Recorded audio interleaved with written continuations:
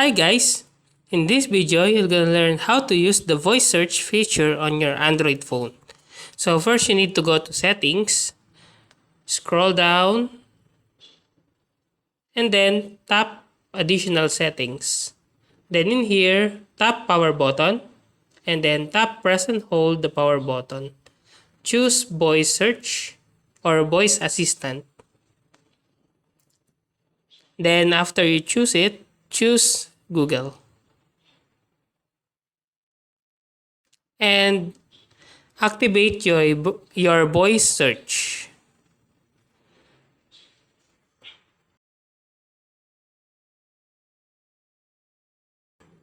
So that's it. That's how to use the voice search feature on your Android phone. If you like this video, please click the subscribe button and click the bell icon to notify you to our next tutorial.